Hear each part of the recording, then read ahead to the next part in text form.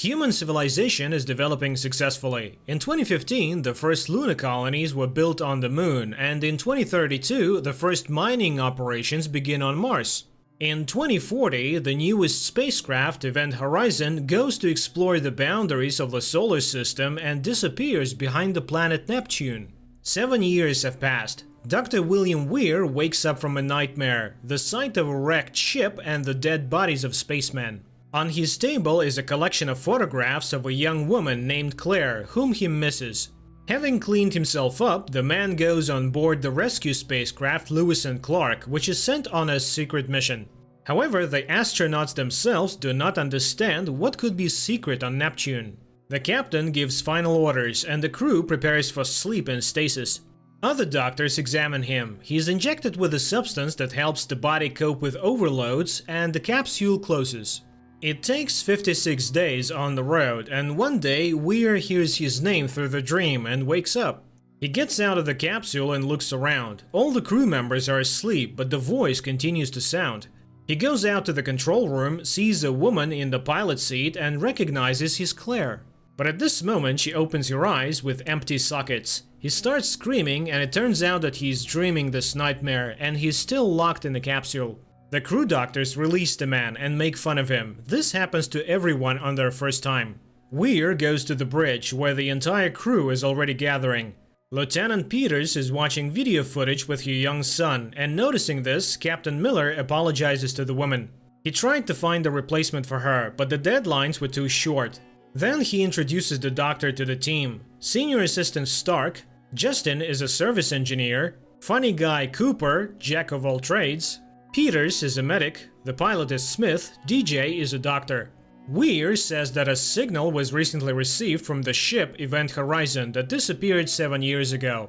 In fact, the ship is a secret government project capable of making long-distance flights at super light speed. The crew members take the doctor's words skeptically, because according to the theory of relativity, this is impossible. Weir explains that the theory of relativity can be circumvented. By asking provocative questions about the closest distance between 2 points, he clearly demonstrates that by folding space, it is possible to make this distance zero. The Event Horizon engine creates an artificial black hole and uses its enormous energy to warp space-time in such a way that the starting and ending points of the journey overlap. After that, the ship passes through the formed spatial tunnel. Then the space unfolds back and takes its former shape. This is called the gravity mode, and it was created by Weir. The ship was supposed to move to Proxima Centauri, the star nearest to the Sun, but it went missing. And now a signal has come, from which they managed to extract some information. And these are heart-rending screams, with a phrase repeated by the captain's voice, which DJ deciphers as "Liberate me," which means "help me" in Latin. At this moment, signals begin to sound, informing about the approach to the ship Event Horizon, but it is completely invisible in the upper atmosphere. Nevertheless, Smith manages to moor to the ship that suddenly comes into view, and its appearance surprises the crew. The ship is huge and has an unusual shape.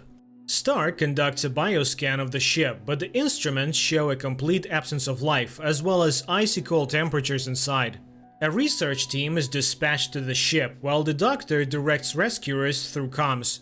The ship meets the explorers with a void in which all kinds of objects float. None of the crew members are visible. Justin goes to inspect the gravity engine, then Peters and Captain go to the front of the ship. Along the way, the people find strange devices that turn out to be mines, which, if necessary, can tear off the front part of the ship and turn it into a lifeboat. The captain is examining the med bay, but everything is in perfect order. Suddenly, a part of a man's hand hits the captain's helmet, but he does not show his fear and goes on. At this time, Justin goes to the engine, to which a strange tunnel of rotating parts leads, which reminds the pilot of a meat grinder. In the meantime, Peters inspects the bridge and finds bloody footprints. While she's trying to get the disc with the logbook, a frozen corpse floats up to her. People can't understand what could have disfigured the body so much. The eyes seem to have been torn out, which could not have been the result of an explosion. Meanwhile, Justin scans the core he found, the center of the gravitational system, and accidentally activates it, which causes it to become liquid and the mechanic is pulled inside. And at this moment, a sudden explosion damages Lewis and Clark, and it begins to lose oxygen. Justin manages to get out of the core, but the guy falls into a comatose state.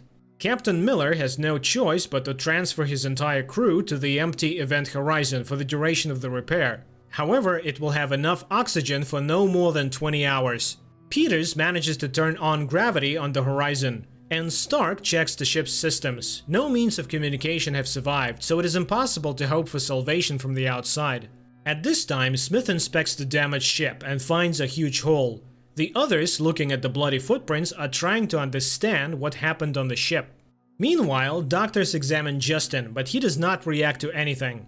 Cooper says that he pulled the guy out of the liquid core, but Weir ridicules him. This is simply impossible, because it would mean that the gate was open. But the gravity was turned off. There is a scuffle between the men, and the captain demands an explanation. The doctor tries to give answers. The core is 3 magnetic rings that create a black hole through which the ship moves to any point in space. The captain orders to close the entrance to this room. Meanwhile, Peters is examining the ship's log entries and suddenly hears a sound in the sickbay. The woman arms herself with a cleaver and examines the room. Suddenly, she sees movement under the cover of the medical table. She prepares to strike but looks inside. It's her son, whose legs seem to have been eaten by someone. Peters screams in horror, but DJ brings her to her senses. The table is empty. Later, she shows the decrypted data from the log, and the captain of the Horizon does say a phrase in Latin, but it sounds like hello and goodbye, after which everything disappears. At this moment, a rapid outflow of energy begins, and the doctor understands the core has started working. But why? He and the captain hurry to him, and Weir descends into one of the working tunnels. At this time, Justin, waking up, talks about the darkness that is already coming. Weir finds a short circuit, but hears his wife's voice again. The space around him begins to visually change, which leads to fright. The man tries to call the captain for help and sees Claire without eyes, who calls to him to stay with her. At the same time, the captain sees a burnt man coming out of the liquid surrounding the core. Later, having gathered together, the crew discusses their visions. Smith is sure that the ship is simply cursed. DJ stops his tantrum with a scalpel, and the captain sends Smith and Cooper to repair their ship. After that, Stark tries to explain to the captain that the ship somehow reacts to people as if it was a living creature. At this time, Justin regains consciousness and tries to commit suicide by going into outer space without a spacesuit. People try to persuade the guy to come back, but he talks about the darkness inside him and opens the door. The guy comes to his senses for a second, not understanding what happened. And then Miller miraculously saves him by pushing him back into the airlock. Medics are rushing to help. The crippled Justin is immersed in a pressure chamber. The captain orders to activate all the possibilities. There is 4 hours of air left, and they need to find out what happened to the first crew before it happens to them. Stark remembers Justin's words about the darkness inside him, but Weir can't explain these words and just leaves the bridge. The captain catches up with him. He must know what's going on. It was Weir who built the ship, and he should know where the gates open and where the ship has been for the last 7 years. But he can't say anything definite. The captain leaves, but in the passage he begins to hear the voice of his boatswain, who died on the ship that Miller previously commanded. Back then, there was an explosion of the oxygen tanks, and only 4 crew members managed to escape. The boatswain was shouting, but Miller couldn't do anything for him. After that, he swore that he would not lose a single crew member. It turns out that the ship knows the fears and secrets of each of them, and it brings them out to the surface. And then DJ admits that he made a mistake in translating a Latin phrase. In fact, it sounds like "save yourself from hell." It turns out that the ship has been outside the universe and reality, and it is unknown what it saw and what it brought with him. At this moment, Cooper reports that the ship is repaired and they can get out of there. The last finishing touches remain. Peters finally manages to open the logbook, and the last shots terrify the people. It turns out that after activating the engine, the members of the Event Horizon crew fell into a frenzy of torture, cannibalism, and violence. People started killing each other in the most sophisticated ways. Miller orders the remaining crew to return to the repaired Lewis and Clark, intending to shoot the Event Horizon with missiles after departure. Weir strongly disagrees with him because the ship has become alive and will not let anyone leave. The crew gathers the necessary things for the return, but Weir refuses to return because he's already at home. At the last moment, Peter suddenly sees the figure of her son, who runs away from her. The woman rushes after him and climbs the high bridge. And when the boy smiles at her, she steps toward him and falls from a great height, crashing against the foot of the core. Dr. Weir finds her body. At this moment, he sees another vision of his own wife, Claire, who killed herself in the bathroom. This finally drives him crazy. He squeezes out his eyes, thus responding to his wife's call to join. He becomes possessed by a madman, a living embodiment of evil who settled on the ill-fated ship. Meanwhile, Cooper finishes repairing the ship, and Smith sees Weir leaving for the Event Horizon. He reports to the captain that the doctor has just recently been on Lewis and Clark. Miller discovers the missing explosives from the Event Horizon corridor and orders Smith to leave the ship. But the pilot does not have time to do this. Lewis and Clark explodes. Smith is instantly killed, and Lieutenant Cooper, who is on the skin of the ship, is thrown into space. The man comes up with a way to return to the ship. He needs to puncture his oxygen tank and thus direct himself to the Event Horizon. Miller warns DJ, working in the medbay, about the danger coming from the Weir, but he does not have time to do anything. The blind Weir disarms him and opens him alive. Miller, who breaks into the sickbay, finds only the mutilated body of the assistant. The enraged captain finds a pneumatic hammer. If Weir does not want to leave his ship, he will stay here. He sets out to track the madman and finds an insensitive Stark. After bringing the woman to her senses, he sees Weir in the captain's chair. Weir admits that he created the Event Horizon to reach the stars. But he went further and got into another universe, a dimension of true chaos and pure evil. And when the ship returned, it became alive. It is beautiful, despite the fact that it destroyed his crew. Weir is ready to show where the ship was, after which he starts the gravity engine, intending to send the Event Horizon on a new journey again. At this moment, Stark attacks Weir, but Weir throws the woman away and grabs Miller's pneumatic hammer. The captain warns that he may break through the shell, but the doctor is not afraid. Meanwhile, Cooper returns to the ship, flies up to the bridge and tries to contact someone inside. Weir fires back at the bridge porthole. The bridge becomes to decompress, and the doctor is thrown into space. The captain somehow miraculously manages to get back into the ship, and at the last moment drags Stark inside. At this moment, a signal is heard from the bow lock. People are arming themselves. It can be Weir, but they cannot take any risks. Fortunately, it turns out to be Cooper. But despite the death of the doctor, nothing is over yet because the core is activated. Miller decides to blow up the corridor and hide in the wheelhouse. To do this, they will prepare the tanks and plunge into stasis, first sending signals of rescue.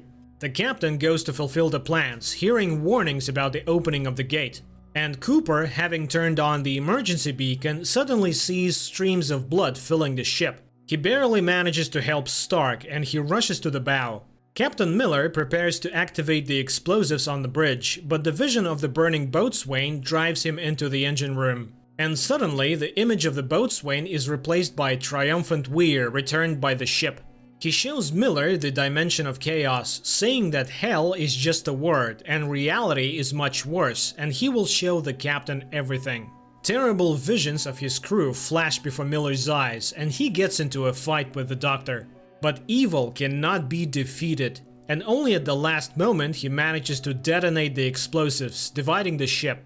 After a few seconds, the tail section with Weir and Miller falls into the resulting funnel, and the front section with the 3 surviving crew members, Cooper, Stark, and Justin, immersed in suspended animation, remains in our universe in the orbit of Neptune. Cooper and Stark say goodbye to the captain and are placed in pressure chambers waiting for rescuers.